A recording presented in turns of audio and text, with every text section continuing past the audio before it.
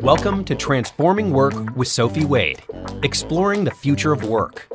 Find out what's going on in our multi-generational distributed organizations. With a new tech and talent focus, discover what you need to know to stay upskilled and relevant and ensure your business keeps its competitive edge. Hi! This episode is about co-working. Co-working as a concept, catalyst, and a movement, rather than a building or a space. Since its modern-day inception more than 20 years ago, co-working has been more about community and collaboration than location. Working among different disciplines and companies, stimulating connections, cross-pollination, and co-creation of ideas and opportunities. I'm delighted to be speaking with Ashley Proctor, one of the founders of the co-working movement, starting back in 2003. Ashley is founder of Creative Blueprint, Coworking Canada, and COHIP, the world's first co-working health insurance plan. Ashley works collaboratively to animate, nurture, and empower thriving communities, making meaningful connections and collectively shaping the future of work. Hi, Ashley, how are you? I'm well, thank you.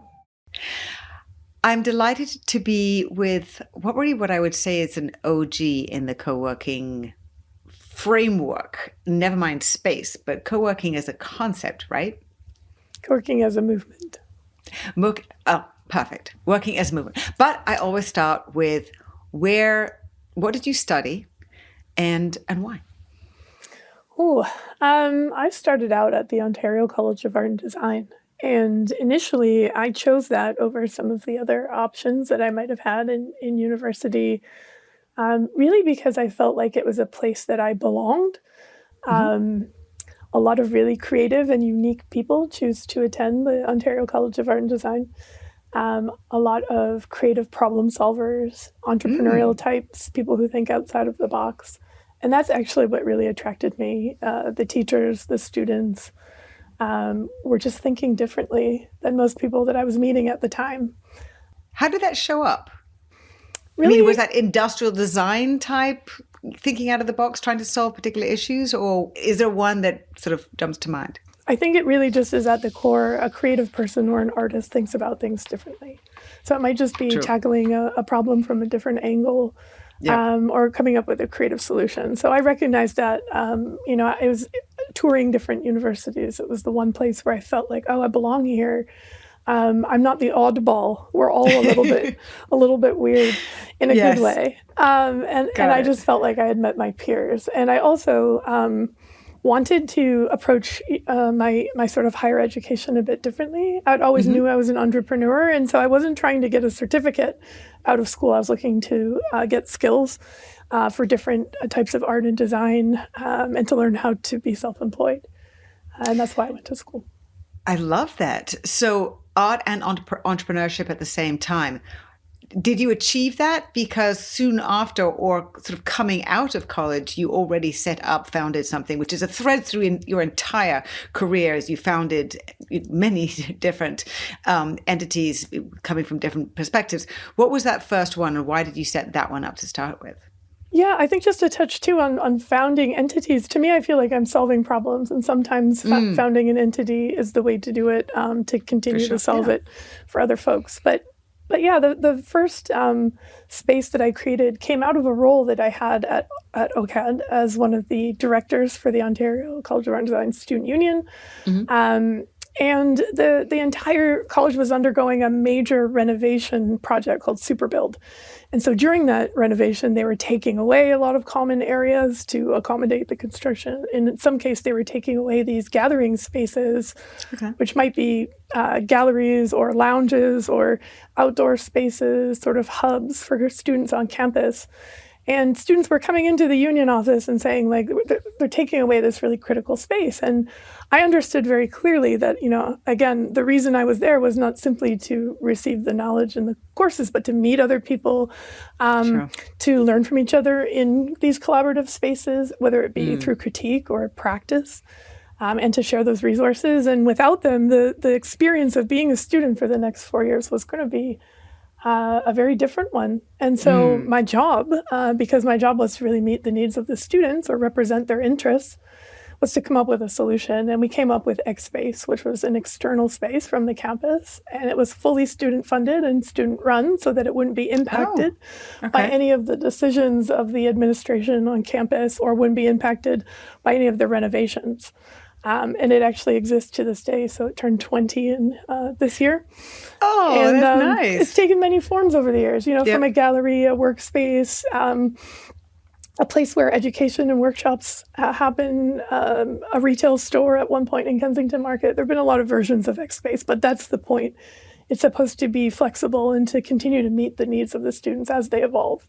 And so that was really my first experience in building a co-working or collaborative space, and really understanding that when we build those spaces with intention, we can have a lot of layered impact. So that's gathering and co-studying space to some degree, but then it's the foundry buildings that you then say are the first co-working spaces really in Canada. Is that correct? No, I think I consider X Space a co-working space. It had so many different assets. So it did have workspace, did have retail, did have an event space, artist studio space. There were a lot of different versions. And then immediately after that, created 3 different Creative Blueprint studio spaces. So co-working for artists looks a bit different than co-working for folks who are information workers or people working on their laptops. But the Foundry Buildings was really where we brought those 2 communities together, because I've been saying from the beginning that what we're doing really is about what we're doing when we're working together. It's not about just artists coming together with other artists or entrepreneurs coming together with entrepreneurs. The Foundry Building was an opportunity to bring a tech community, a makerspace, a gallery, an event space, artist studios, and startups together in one building, along with a cafe. And to see what could happen when we put this, we think about the ecosystem, the full cycle of a small business coming in as an individual, looking to build skills, host meetings, grow into a bigger office space, and all of these things could be done without ever leaving the building. They could move from a hot desk to an office, but they didn't have to leave the space or our city to find other opportunities. So that was really the goal with the Foundry Buildings. Was that a sort of founding team that just came together and said, this is what we want to create? Or was it something that generated that particular idea or a need in the community? Or was it something kind of like, let's just see if this works and see if there's an idea here, let's see what happens? Yeah, I think around that time, the requests were coming from a couple of different angles. So artists were looking for a space where they could create work, like a rough studio space, but also they could have a very finished and formal space to exhibit and sell work.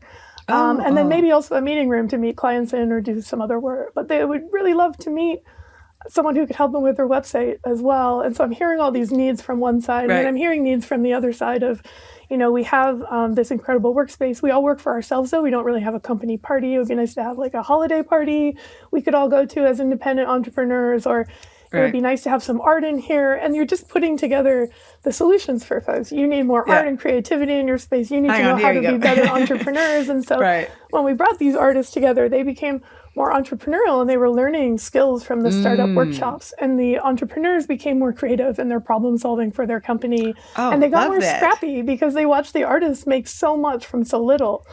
And so the Foundry Buildings was a great example, again, of like learning from each other and the magic that happens when we work together. I actually got goosebumps when you said that the entrepreneurs, when they saw the artist, it sort of changed how they were then innovating, because it's a different process, and you are bringing in sort of, concepts and ideas rather than looking at a computer. And it's just different ways of thinking about things generate different ideas. Fascinating. So how long were you with that and growing that before you then founded your next idea at 312 Main, which I assume is the name of the building? That was the Center for Social and Economic Innovation. What was the idea behind that caused you to start a whole nother building enterprise and everything that went together in there? Yeah. Okay. So while I was working on the Foundry Buildings with various partners and evolving the project over about 7 or so years, A lot of my projects run at the same time, or overlap. I was also running a Coworking Canada conference, and through that conference and through other connections in the co-working industry, I was introduced to a group of folks in Vancouver who were seeking to transform a former police headquarters into a community space.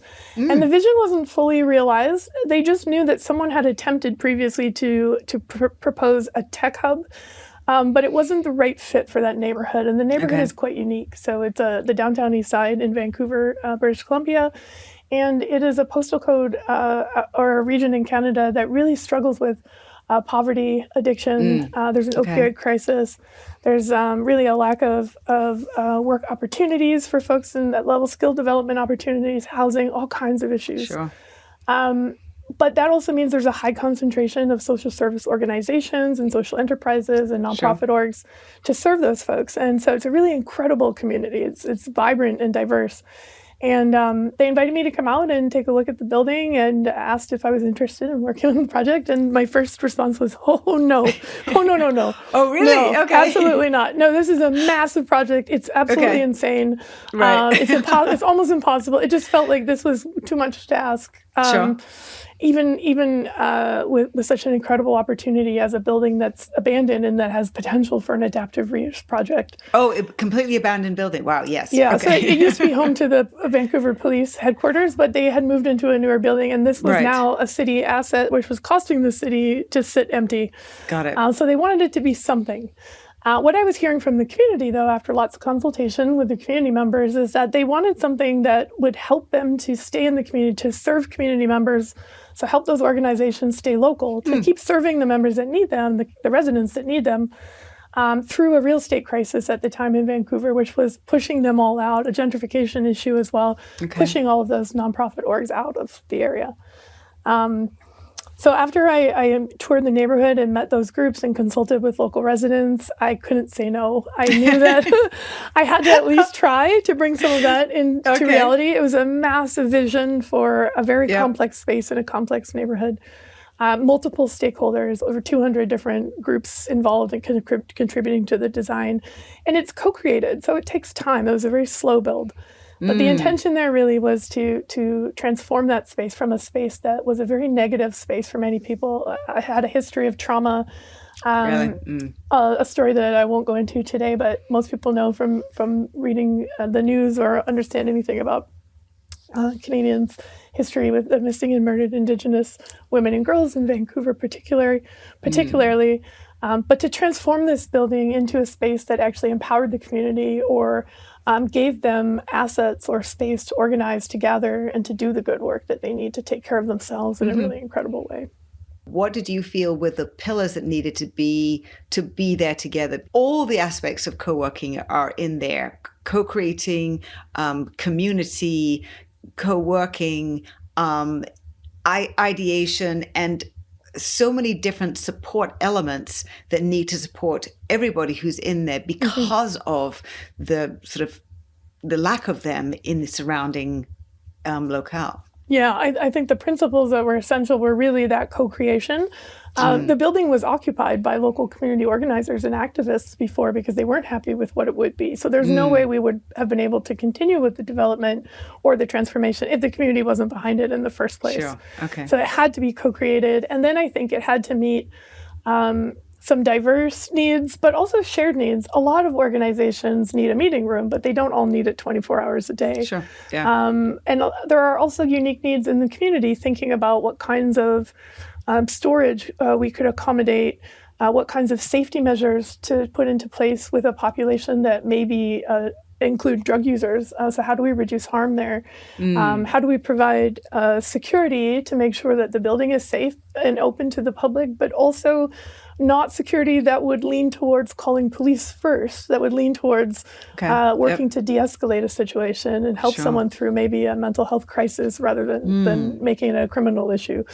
And so it's a very interesting balance, but I think that the key pillars, like I said, is that essential upfront communication. So the design and what we're working towards is fully community-led, and then community-centered, a member experience. So we're thinking about what it feels like to be in the space, what it feels like to belong in a space or to have access to space.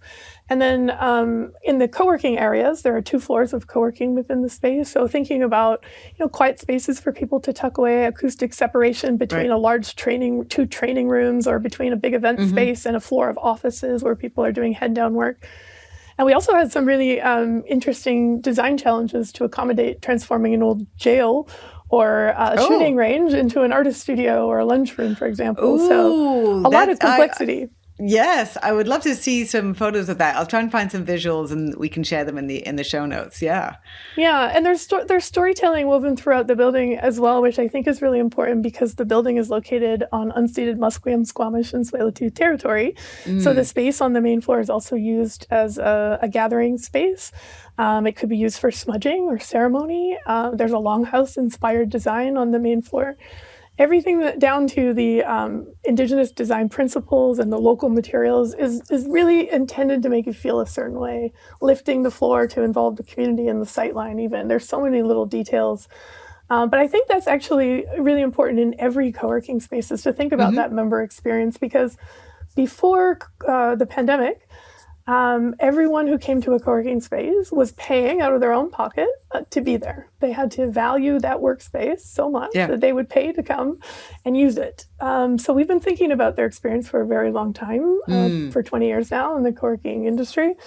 And I think that 312 was actually an opportunity to do that well, because we had the time and the funds and the team and the expertise to serve the community in a good way. And so with a very different combination of people to serve in that particular co-working configuration and community, what were some of the things that you learned out of that you then brought into more work-only focused situations, where that there are particular community elements or particular gathering spaces or environments and sort of the ambiance or whatever it might be that added so much that they needed to be integral parts of the vision of a new space? Yeah, I think it's the most community consultation I've done on a project, the longest amount of time, and the most diverse perspectives. Organizations, individuals, residents, artists, entrepreneurs, all the way up to the Prime Minister of the country. Talk to everybody about what they need in a space like this. How can we help them achieve their mandate? So we're not also providing all of the solutions. We're holding the space to do that. And I think that's empathy project. Yeah, and I think that carries forward, and that's very aligned with all of my work, is to really make sure that we are not relied upon to keep this project going. It's a self-sustaining project, and it should be one that is loved by the community and so necessary to serve their needs that they can keep it going in a way that makes sense for them. And I think I've carried flexibility forward as well. There's a lot of things where you think, even after all that consultation, you know what someone needs, and you build a space to meet that need. And they come in and they use it for storage, or they do something completely. You're like, I'm spending hang on a second, 6 months on that room alone because of the ventilation we added to it, and now it's a storage room. But people. I think the reminder is to keep things very flexible. I do that with a lot of my design. Some spaces will change weekly, monthly. Some change every night for events, and some of them will just get used by different tenants differently over time. And for you to be flexible about and not be holding on to, but I made that room to be, XYZ, and now, yes, okay, it's got filter, it's got air conditioning and therefore needs to put servers in it. I guess what you mean by that is a storage room. So, yeah. Yeah, now I think more of the overall purpose, this is a place that makes you feel very calm. And so now I can see that now it's a quiet room, or now it's a reading room, or now it's the nap room. But I succeeded in making a place that makes you feel calm. So, where did the co-working health insurance plan come from, as well as the idea project, that you felt that those were two things that really needed more stimulation, more of a boost to help, interconnect and elevate these co-working spaces that you were working with and in? Yeah, so I guess just a bit of an overview to make sense with the Canadian system. So we do have a universal healthcare system paid through our taxes. It covers all the basics. If I break my leg right now and I need an ambulance to go to the hospital, that will all be covered. But Right. if I need drugs afterwards, or I need physiotherapy afterwards, or some kind of support that's ongoing, that usually comes out of my own pocket. So that's the Okay. secondary coverage that we were looking to solve. So dental, vision, life insurance, all kinds of things like that, or emergency care to another level. So a private hospital room or extended care. So the Coworking Health Insurance Plan was meant to fill that gap for folks who are working for themselves or have small businesses, because they wouldn't be receiving that plan through their employer. And then also a lot of artists and things, they're never going to work for an employer. They're always going to be gig workers or contract workers. And so myself included, I had a great plan through my school and through my parents. I was really privileged to have that coverage until I was 25. Right. But during my time at the Ontario College of Art and Design, I was involved in a pretty serious bicycle accident, which really impacted me, and had to leave my studies early. I had to relearn how to do a lot of things. Took years and years to get back on my feet. The thing that really came to me out of that experience, though, was that the moment that I lost my student status, because I could no longer physically complete the work that was required of me, I lost my coverage as well. So when I needed it the most, I lost my insurance coverage. And so that's why it took me so long to get back on my feet, is because I'm now disabled, unemployed. I have no scholarship. I'm not a student. I lost my apartment. I lost my job, lost my car. And that's because it's a domino effect, and what would have prevented that had been if I had been able to keep my health insurance and recover physically, and I could get back on my feet much quicker. It seems kind of crazy that just at the moment when you're needing it because of the accident that you've had, that all of these things then collapse.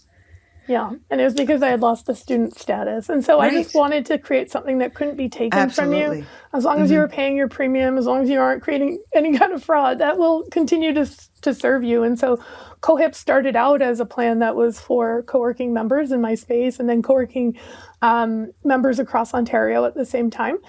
We extended it to artists and entrepreneurs, and then we extended it to all independent business, small business, artists, entrepreneurs across Canada. They don't need to be members of a co-working space to be eligible, but there are discounts if they are members of a co-working space. So that's been 12 years now we've been running that. And a very different type of business. Obviously, it's a non-physical service. How did you go about establishing that business? What you need to do, who you need to be interacting with? You obviously are skilled at partnering across many different types of people, sort of across silos, so to speak. But this one is, venturing in a very different area. Yeah. I think a lot of the time people are like, how did you get into insurance? I got hurt, and I had to understand how to navigate that system. I would not have thought about it with in such detail without having to be forced to. Why is this eligible and why is this not? Why am I eligible? Why am I not? Yeah. But the reality is around that partnership and that co-working. The plan didn't work when it was just for my members. The plan didn't work when it was just for artists. It had to be a diverse group of people. It had to be diverse ages and ranges and regions. And so actually the diversity and the collaboration is what makes it work. And then I had to partner with others. I'm not a registered broker. I don't know anything about insurance. I can't help you with that. So when people reach out, they meet me, and we make sure that they're going through the right application process, but then they get put in touch with a professional who can set them up with the best plan and answer their actual insurance questions. But the partnership really means it's a partnership between all of the co-working alliances across Canada, co-working spaces, and it's a partnership between multiple insurance providers. We don't work with just one company on one plan. We work with many. And because of that, they're competing for our business now. So they're trying to offer better rates for our members. And that was the whole point. I also should note that at least once a year, I challenge the Canadian government to put me out of business. Please make this nonprofit not necessary. If you could just cover that for folks across Canada as part of our existing universal healthcare system, I would not need to do this work. It's not a for-profit venture. It's just because there's a gap and it needs to be met. So. And quickly about the idea project, because then I want to get on to kind of like how you think about co-working and sort of what it means existentially, perhaps, philosophically. But first, the IDEA project. So the IDEA project really is intended to ensure that the co-working movement and industry remains inclusive, diverse, equitable, and accessible. And that's what IDEA stands for. Okay. Yeah, and really, it's also meant to bring together alliances and co-working groups from around the world, because many of us are duplicating efforts here. So, I saw an incredible article in Germany talking about making your websites more accessible. Well, websites are international. We could all make our websites more accessible. Why aren't we sharing this with everyone in co-working around the world? So we just framed it as a challenge back in 2020, I believe. We started issuing these challenges. And we've been having these conversations in the industry, I should say, for years, decades, in smaller groups, on conferences, on stage. There's been a lot of movement towards this, but the challenge is more low-key. It's sort of in the background. It happens almost every month. Okay. And it's just sort of a casual way to say, hey, have you thought about this? No? Okay, well, we challenge you to. And then if you'd like some help with it, come out to a webinar at the end of the month and we'll guide you through the process with an expert or someone with lived experience, which is very valuable. A lot of co-working folks, operators, are independent. They might be a small business. It might be a family-owned business or a single operator who also is the community manager. So they don't have an HR department to help them navigate how to hire more inclusively, or they don't have that kind of support in place. But when we put our resources together around the world, we can support each other pretty well. Love that.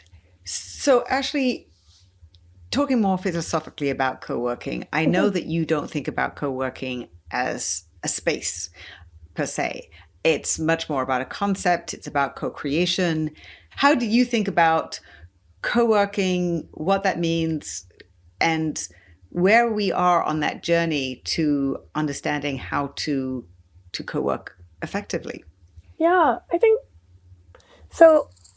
A lot of people think of co-working as the place, the building. It's a shared office space, or it's like a WeWork. I hear that a lot because they did a great job at marketing. They did. But I don't consider that to be co-working. That's a shared office model or flexible office model. Lots of people do that.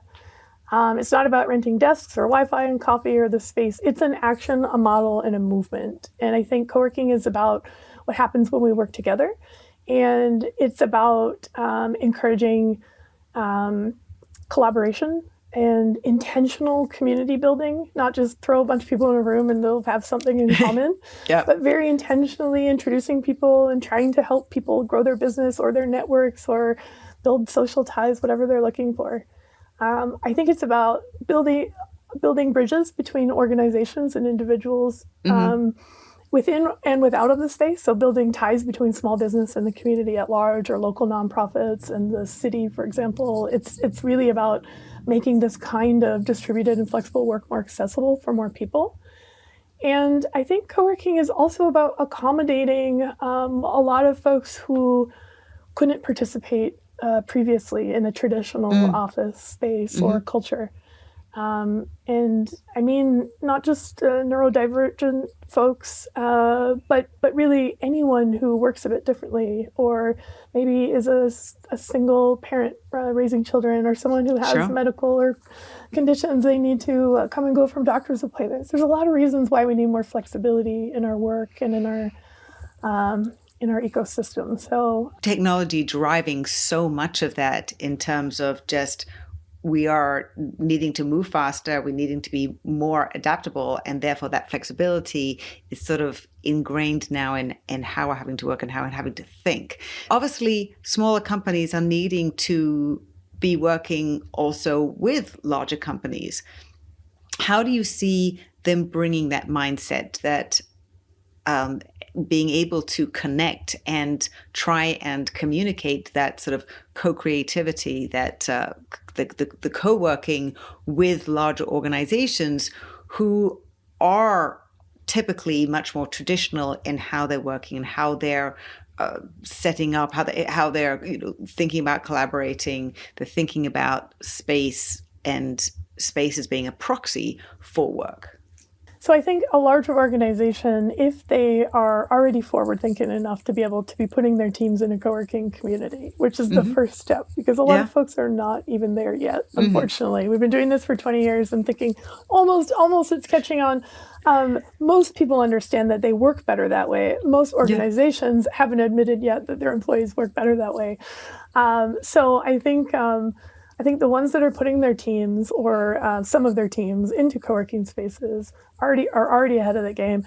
And that once you're in that environment, really it's about doing it. You can't understand the benefit of co-working without doing it. We've known this because it would have been sold much better to you over the last 2 decades if you could know the benefits without fully experiencing them. But a lot of them are feelings, and a lot of them are these sort of realizations that you have to come to yourself. And so if you're an established organization working in space and you're watching all these independents or smaller businesses working around you, you're going to notice pretty quickly that they're nimble. They're moving fast. Hey, anyone know how to do a website? You? Great, John, let's do it. Done. How long would it take to get that authorization and meet the people and do the interview? Let's meet over lunch and we're done. 6 months they start working on it, and these guys are done, out the door, on to the next thing. And you start thinking, how can we speed these processes out? Like, how do we give more authority to these people to get that work done? Or you see folks in smaller orgs experimenting with new apps, with AI, doing all these things because they can adapt quickly. And again, folks are like, what are you doing over there? Or like, they will attend a lunch and learn, one of the members sharing what they're doing. And just that kind of external, it isn't necessarily like water cooler. It's beyond that. It's accelerating the serendipity because we're asking people to really just open their minds. And when they're around other creative, innovative people who also get the benefit of being in that kind of an environment, they're going to learn something really unique. And so I think it's different for everyone. The place itself, in that sense, is serendipitous. There are more companies who sort of say, well, like, you don't want to commute, but you don't necessarily have enough space to have a good work setup working from home, but we respect that that's what you need and that's what's best, however many days a week you're doing that. And so they're giving people and paying for people to have co-working space in their local area. How much are you seeing that movement from larger organizations in terms of these different combinations or configurations of why people in the co-working spaces?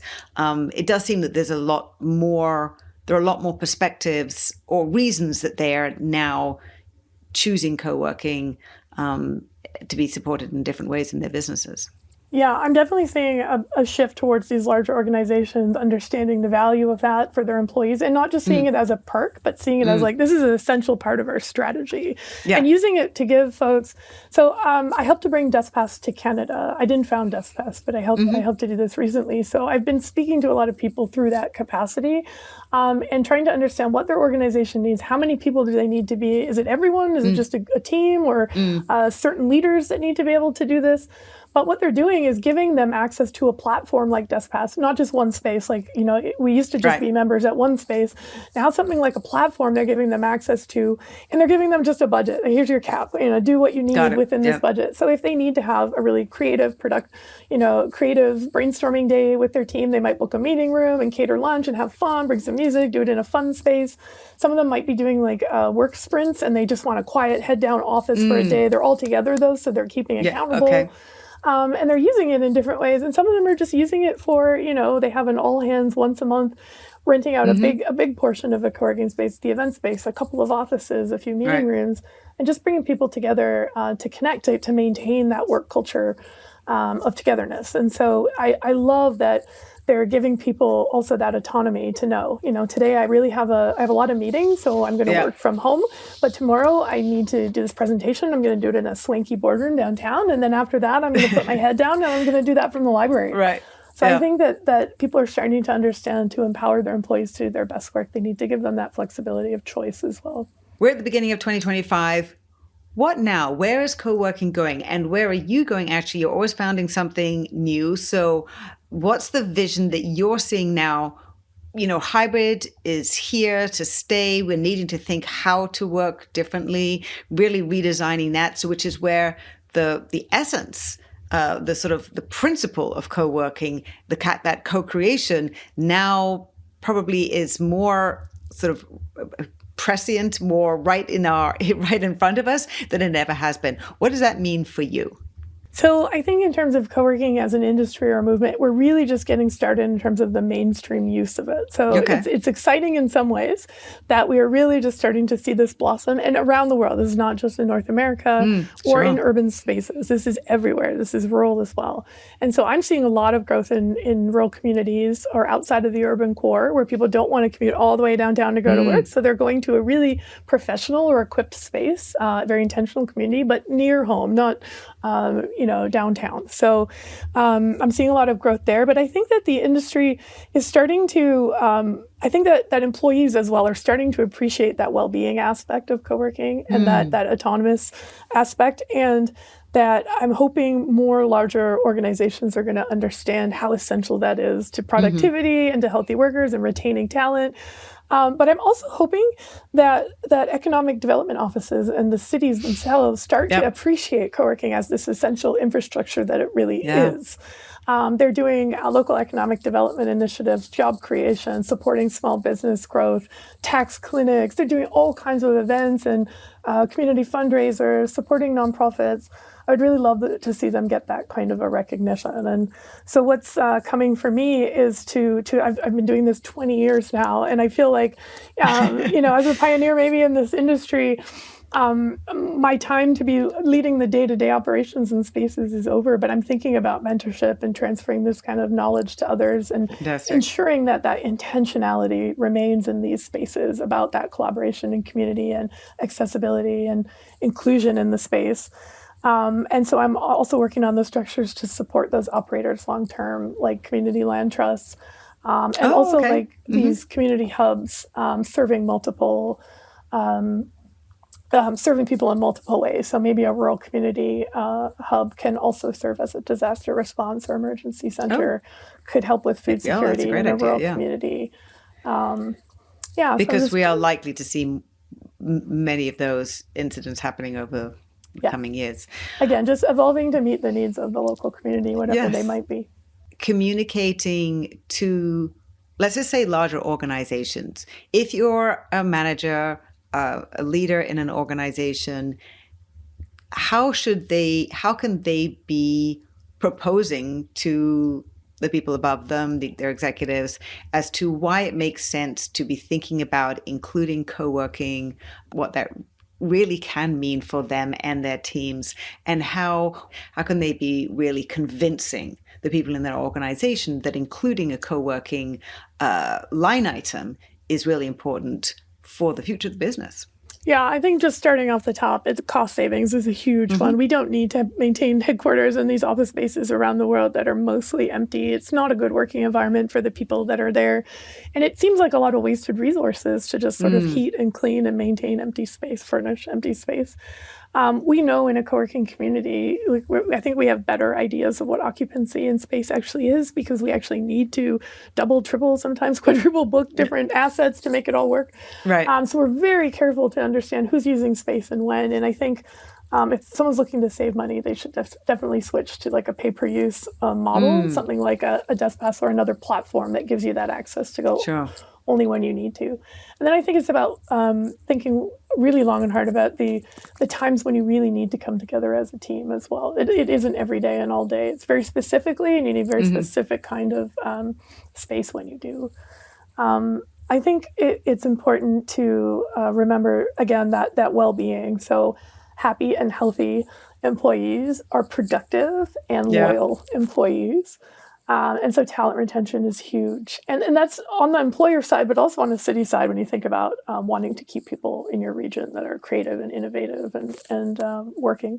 Well, that also reminds me, as you say that what you've been seeing in co-working is how people then start to use the space and what space they then choose to need and do need, sometimes because they're choosing to work in a different way. Sometimes it allows them to flow and sit in different places and spaces that they didn't do in their office, because it was kind of like it had a much more fixed feel to it. And so they're actually working differently, and they're actually sort of, it gives them that change management push that makes them think, how should I be working? How could I be working to better suit what I'm doing? And I have different areas that I can do that in. So the sort of the insights that you have obviously seen helping support and grow these co-working spaces is actually something that a company can go through by putting their team into a space to really see how they're going to be working, or how they can work differently and be more productive too. Yeah, I mean, and I think just even for the bottom line, anyone would be happy about reducing the necessity of managing the internet and taking care of the printer and ordering equipment and things like that. But also to provide folks with access to more equipment than they would have on their own. So like a podcasting studio or something else. Not every employee needs to have this equipment at home. Sure. Not everyone needs to have an ergonomic chair at home. You could actually just give folks a membership to an entire office that everyone's thought about every detail, including the chairs and the angle of the lighting and things like that. So absolutely, I think leave it to the experts, and workers aren't their best experts for designing their home office. I am guilty of that as well too. Yes, my best conditions are in my spaces. I look around at my own place. What am I doing? I know better. Exactly. But yeah, I think there are so many reasons, and I think for each company it's unique to the benefits of what you're going to get out of this. But really, I think it comes down to that happy, healthy, loyal workforce. And right now, we know how much it costs to retrain. We know how much it is to put someone through a hiring process or to lose this incredible talent. So I think that's huge.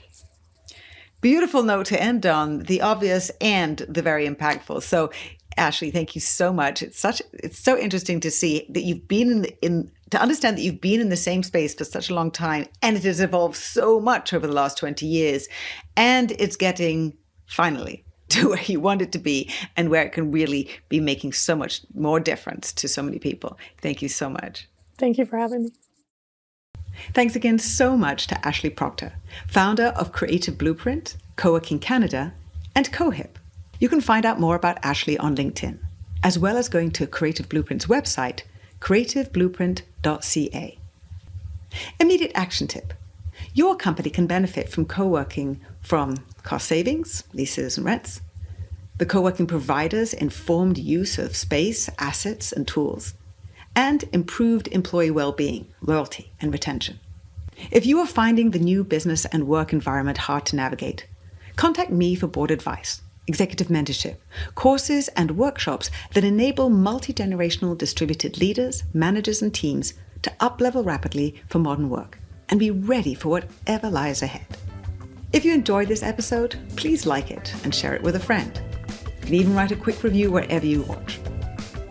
For curated, useful articles, information and research, you can follow me on LinkedIn and sign up for my Work in Progress newsletter there. Thanks for watching.